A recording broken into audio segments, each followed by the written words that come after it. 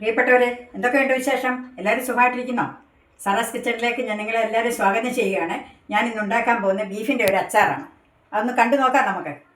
ഈ ബീഫിനകത്ത് ഞാൻ 1 സ്പൂൺ മുളക് പൊടി, 1/2 സ്പൂൺ നല്ല മുളക് പൊടി, 1/4 സ്പൂൺ മഞ്ഞൾപ്പൊടി, ഇച്ചിരി ഉപ്പ്, ഇച്ചിരി വെളുത്തുള്ളി ഇഞ്ചിയും കൂടെയുള്ള പേസ്റ്റ് എല്ലാം കൂടെ പുരട്ടി ഞാൻ വറുത്ത് വെച്ചേക്കുവാണ് ഇവിടെ.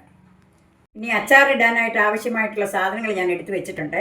ഒരു 2 സ്പൂൺ മുളക് പൊടി, ഒരു ചെറിയ സ്പൂൺ ഗരം മസാല, 1 സ്പൂൺ നല്ല മുളക് പൊടി, 1/2 സ്പൂൺ മഞ്ഞൾപ്പൊടി, ഒരു 100 വെളുത്തുള്ളി അരിഞ്ഞത്, ഒരു 5 പച്ചമുളക് അരിഞ്ഞത്, ഒരു 50 ഇഞ്ചി അരിഞ്ഞത്, അതിന് വേണ്ടുന്ന ആവശ്യമായ കരിയാപ്പല. ഇത്രയും സാധനം ഞാനിവിടെ എടുത്ത് വെച്ചിട്ടുണ്ട്.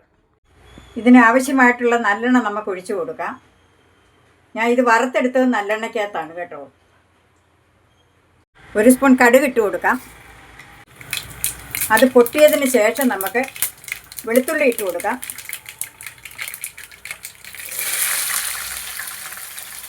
ഇഞ്ചി ഇട്ട് കൊടുക്കാം. കൂടെ തന്നെ നമുക്ക് പച്ചമുളക് ഇടാം. അതിൻ്റെ കൂടെ കരിയാപ്പില ഇട്ട് കൊടുക്കാം.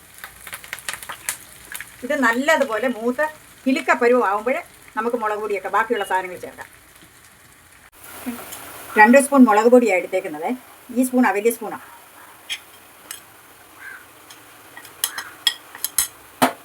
ചെറിയ സ്പൂണിന് 1 സ്പൂൺ നല്ല മുളക് പൊടി, 1 സ്പൂൺ ഗരം മസാല, മഞ്ഞൾപ്പൊടി, ഉപ്പ് ഇത്രയും ചേർത്തിട്ടുണ്ട്. യോജിപ്പിച്ചാൽ മതി. ഇതിനകത്തോട്ട് ബീഫ് ഇടുകയാണ്. ഒരു 3 സ്പൂൺ വിനാഗിരി ഒഴിക്കുക.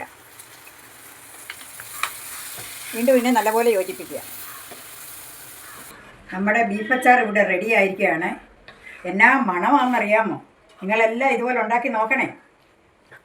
ഇഷ്ടപ്പെട്ടാൽ ലൈക്ക് ചെയ്യുക, സബ്സ്ക്രൈബ് ചെയ്യുക, ഷെയർ ചെയ്യുക.